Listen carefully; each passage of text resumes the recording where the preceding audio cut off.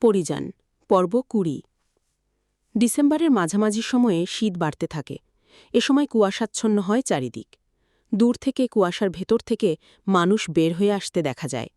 কোনো সাদা পর্দা মনে হয় এ কুয়াশাকে। অদৃশ্য সে পর্দা ভেদ করে মানুষের চলাফেরা। সবার গায়ে থাকে শীত নিয়ন্ত্রণ বস্ত্র। তবুও যেন শীত মানতে চায় না। ঠকঠক করে কাঁপে বৃদ্ধরা। উষার আলো ফুটতেই উঠোনে জটলা বাঁধে সবাই। মিষ্টি রোদ গায়ে মেখে আরাম করে। ঘাসে জমে থাকা কোমল শিশিরবিন্দুর অপরূপ সৌন্দর্য যেন আরও মোহনীয় করে তোলে শীতকালকে। মানুষের পদচরণে ভাঙে সে শিশিরের ঘর। মাকড়সার জালে জমে থাকা শিশির দেখে মনে হয় এ যেন স্বচ্ছ কাচের তৈরি ঘর। কারিগর যেন খুব যত্নে তৈরি করেছে। আঙুল দিয়ে টোকা দিতেই ঝরঝর করে শিশির ঝরে পড়ল। জালের ওপর থাকা মাকড়সাটা দৌড়ে চলে গেল। বিন্দু খিলখিল করে হেসে উঠল তা দেখে। এই কাজটা করতে ওর ভীষণ ভালো লাগে। এজন্য সে শীতকালের অপেক্ষায় থাকে। কি গো, কারিগর পলাইলা কেন? ঘর বানাইবা শক্ত কইরা, যাতে কেউ ভাঙতে না পারে, আর তোমারেও পলাইতে না হয়। ঘর বানাও তুমি, থাকো তুমি, আবার ডর পাও তুমি। এমন হইলে চলব না।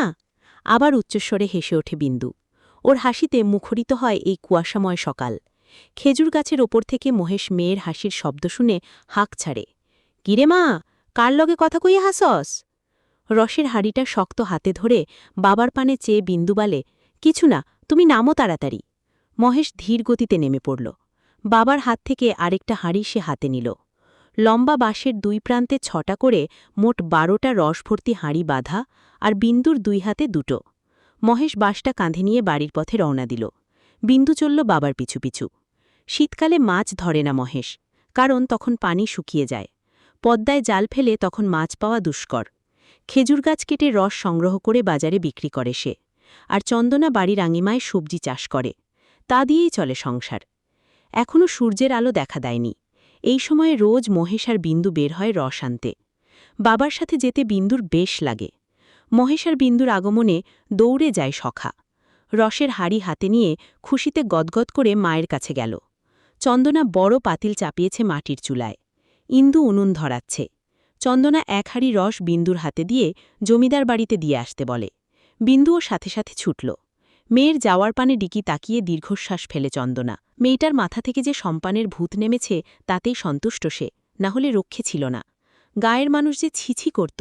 বাপের নাই খবর, না জানি কোন অকাম করে বাচ্চা জন্ম দিয়েছে। ভালোই হয়েছে, বিন্দু বুঝতে পেরেছে। চন্দনা মহেশকে ডেকে বলে, হ্যাঁ গো, শুনছ, পশ্চিম পাড়া থাইকা বিন্দুর লাইগে একখান সম্বন্ধ আইছে। পোলা খুব ভালা, শহরে কাম করে, ফুলি বৌয়াইয়া কইল। আমি কিছুই কই নাই, তুমি একটু খোঁজ নিয়া দেখো, ভালো হইলে আগামো। মহেশ মাথা নেড়ে বলে, দেখমুনে, পোলা যদি ভালা হয় তাইলে আমি আপত্তি করমু না। আমার বড় মাইয়া ভালো থাক, এইটাই চাই আমি। স্বামীর কথায় যারপরনায় আনন্দিত হল চন্দনা। মেয়েটাকে ভালো ঘরে বিয়ে দিতে পারলেই খুশি সে। দিন দিন গায়ের রং আরও চাপা হচ্ছে বিন্দুর। হবেই না বা কেন, সারাদিন রোদে টোকলা সেদে বেড়ালে এমন তো হবেই। না হলে মেয়েটা আরেকটু ফর্সা হতো বলে মনে করে চন্দনা। শহর থেকে গ্রামের ফেরার পথটার দিকে তাকিয়ে আছে বিন্দু। সে রোজ এখানে এসে দাঁড়ায়, ওর সম্পানের জন্য। কিন্তু সম্পান মাঝির দেখা মেলে না। সেই যে গেছে আর আসেনি। বিন্দু তাকে জানাতে পারেনি যে তার মা সব জেনে গেছে। সেদিন পরীর কথা মতো কাজ করেছিল বিন্দু। চন্দনা প্রথমে বিশ্বাস না করলেও বিন্দুর হাবভাবে বুঝেছে তার মেয়ে সম্পানকে ভুলে গেছে। কিন্তু বিন্দুর মনে সম্পানের জন্য এখনও আগের মতো ভালোবাসা আছে তা ঘুণাক্ষরেও টের পায়নি চন্দনা। বিন্দু প্রতিদিন অপেক্ষা করে কবে আসবে তার প্রিয় মাঝি, কবে লাল রঙে রঙিন করবে তার সিথি। মন যে আর মানছে না। বিরহের দহনে পুড়ছে মন, ঝলসে যাচ্ছে সারা অঙ্গখানি। কবে তার প্রিয়তমের হাতের ছোঁয়ায় ঠান্ডা করবে মন। যন্ত্রণায় সে যে ছটপট করছে। অশান্ত মনকে মিথ্যে সান্ত্বনা দিতে দিতে বিন্দু এগিয়ে চলল জমিদার বাড়ির দিকে। জমিদার বাড়িতে লোকজনের সমাগম সবসময় থাকে। আজকে এর বিচার তো কালকে ওর বিচার। কাজ নিয়ে সবসময় দরবার হতেই থাকে। পাহারা তো আছেই। শামসুদ্দিনের ওপর পাল্টা হামলা আর করা হয়নি। পুলিশ কেস হয়ে গিয়েছিল। পুলিশ দুই পক্ষকে কঠিন হুঁশিয়ার করে গিয়েছে। এরপর কোনো সংঘর্ষ হলে পুলিশ তাদের গ্রেফতার করতে বাধ্য হবে। এ কথায় দুই পক্ষ দমে যায়। তবে সুযোগ পেলে কেউ কাউকে ছাড় দেবে না। সপ্তবর্ণে রক্ষীদের পাশ কাটিয়ে অন্দরে ঢুকল বিন্দু। উঠোনের এক কোণা একটু রোদ এসে পড়েছে। মালা সেখানে বসে রোদ পোহাচ্ছে। শরীরটা তেমন ভালো নেই, তাই রান্না করতে যাননি। জেসমিন আর বাকিরা সব দেখছে। বিন্দু মালার দিকে এগিয়ে গিয়ে বলে, জেডি, তোমাগো রস। রান্নাঘরে দিয়া ছাদে যাত, পড়ি আছে, ওরে ডাইকা নিয়ে আয়, রস খাইবনে। বিন্দু তাই করল। এই সকালবেলা পরি ছাদে কি করে তা ভাবতে ভাবতে ছাদে উঠল। পরি বেলিফুল ছিঁড়ে চুলে যাচ্ছিল। বেলিফুল তার ভীষণ প্রিয়, মন মাতানো তার সুবাস। এই সুবাস নিতে এসে ছাদে আসে। মাটির টবে অনেকগুলো বেলিফুল গাছ লাগিয়েছিল পরি। ফুলে ভরে গেছে ছাদ। বিন্দু পরীর কাছে গিয়ে বলে, এই সকালবেলা ছাদে আইসোস কেন পরি? বিন্দুর দিকে তাকিয়ে এক গাল হাসল পরি। কানে দুটো ফুল গুজে বলে, দেখ তো কেমন লাগছে। ইস, তুই তো এমনিই সুন্দর, তোর গায়ে বই আছে বললে ফুলগুলা সুন্দর লাগদাসে, কিন্তু ওই গাছের ফুলগুলা সুন্দর লাগদাসে না। পরি শব্দ করেই হাসল। বিন্দুর মুখে পরি সব সময় নিজের প্রশংসা পায়। পরি বিন্দুর কানে দুটো ফুল গুজে বলে, তোকে আরও বেশি সুন্দর লাগছে। ইস, আমি তো কালো। আমার দেখা সবচেয়ে সুন্দর নারী তুই। তুই সুন্দর বলেই সম্পান মাঝির ভালোবাসা পেয়েছিস, আর আমি এখনো পাইনি। সম্পানের নাম শুনে বিন্দুর মুখের হাসি মিলিয়ে গেল। গোমরা মুখে বলল, মাঝি তো এখনো আইল না পরি। পরি বিন্দুর চিবুক স্পর্শ করে বলে, চিন্তা করিস না, এসে পড়বে, চল রস খাই। বিন্দু প্রতিদিন জমিদার বাড়িতে রস দিতে আসে, কারণ জুম্মান আর পরি সকালবেলা ঠান্ডা রস খেতে খুব ভালোবাসে। দুটো গ্লাসে রস নিয়ে বসে আছে মালা। পরি দৌড়ে এসে বসে। কোথা থেকে জুম্মানও চলে আসে। নিজের গ্লাসটা হাতে নিয়ে পরীকে বলে, আপা, চলো দেখি কে আগে সব রস শেষ করতে পারে। আচ্ছা, দেখি। দুজনে একসাথে গ্লাসে চুমুক দিল। একটু খেয়েই দুজনেই কাশতে লাগল। এত ঠান্ডা রস কি তাড়াতাড়ি খাওয়া যায়? মালা ধমক দিয়ে বলে, আস্তে খা, নাইলে খাইতে দিমু না আর। সাথে সাথে চুপ হয়ে গেল দুজনে। আস্তে আস্তে রস পান করল দুজনে। দুদিন পর সম্পান বাড়ি ফিরল। এবার আসার সময় বিন্দুর জন্য আরেকটা শাড়ি এনেছে, সাথে কিছু চুড়ি ফিতা। বিন্দুর কানে খবর যেতেই সে খুশিতে আত্মহারা হয়ে গেল। তার মাঝি এসেছে, এবার তাহলে ওকে এখান থেকে নিয়ে যাবে। বিন্দুর খুশি লাগছে অনেক। বাড়ি থেকে বের হওয়ার বাহানা খুঁজছে সে। সম্পানকে একটু চোখের দেখা দেখবে, কিন্তু চন্দনা এটা ওটা বলে আটকে দিচ্ছে বিন্দুকে। তখনই ফুলি এলো চন্দনার কাছে। এসেই বলল, কি গো, তাড়াতাড়ি করো, ওরা আইল বইলা। মহেশ কই? অতঃপর তিনি বিন্দুর দিকে তাকিয়ে বলে, আরে, তুই ইহানে খাড়ায় আসস কেন? ভালো একখান কাপড় পর। বিন্দু আগা গোড়া কিছুই বুঝতাছে না। কে আসবে, আর ওর মা কেন এত আয়োজন করছে? বিন্দু কিছু বলার আগেই মহেশ মিষ্টি নিয়ে এসে চন্দনার হাতে দিল। চন্দনা বিন্দুকে নতুন কাপড় পরতে পাঠাল। মনে সংশয় নিয়ে নতুন কাপড় পরল বিন্দু। চন্দনার কাছে কিছু জিজ্ঞেস করলেই ধমক দিচ্ছেন বিন্দুকে। ইন্দু নিজের বোনকে সুন্দর করে সাজিয়ে দিল, চুল বেঁধে চোখে কাজল পরিয়ে দিল। বিন্দু চুপ করে দাঁড়িয়ে আছে। পাত্রপক্ষ এসে পড়েছে। তাদের খাবার এগিয়ে দিচ্ছেন চন্দনা আর ফুলি। সাথে মহেশও আছে। মহেশ খবর নিয়েছে ছেলের, খুবই ভালো ছেলে, তার মেয়ে সুখেই থাকবে সেখানে, তাই সেও রাজি। বিন্দুকে দেখে সবাই পছন্দ করে। তা শুনে চন্দনার খুশি দেখে কে? বিয়ের দিনও ঠিক হয়ে গেল। এখন পৌষ মাস চলছে। পৌষ মাসে বিয়ে হওয়া অমঙ্গল, তাই মাঘ মাসের শুরুতে বিয়ে ঠিক হয়। কেউ গিয়ে বিন্দুকে জিজ্ঞেস করেও না যে সে রাজি কিনা, সে অন্য কাউকে ভালোবাসে কিনা। সবাই তাদের মতামত দিচ্ছে। বিন্দু আর অপেক্ষা করল না। পাত্রপক্ষ চলে যেতেই সে ছুট লাগাল। হলুদ সর্ষে ক্ষেত দিয়ে দৌড়ানো রমণীর চক্ষু যুগল ভেজা, কাজল লেপটে গেছে চোখের জলে। শাড়ির আঁচল সর্ষে খেতে গড়াগড়ি খাচ্ছে। কোনো দিকে তাকাচ্ছে না সে শ্যামবতী। সে দৌড় থামাল সম্পানের বাড়িতে গিয়ে। রাখিকে জড়িয়ে ধরে কাঁদতে লাগল বিন্দু।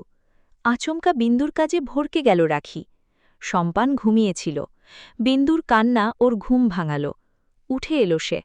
বিন্দু রাখিকে জড়িয়ে ধরে বলতে লাগল, আমারে তোমার পোলার বউ বানাও গো জেড্ডি, নাইলে এই বিন্দু মইরা যাইব, ওরা আমার চিতা সাজাইতাছে যে। সম্পান টেনে তুলল বিন্দুকে।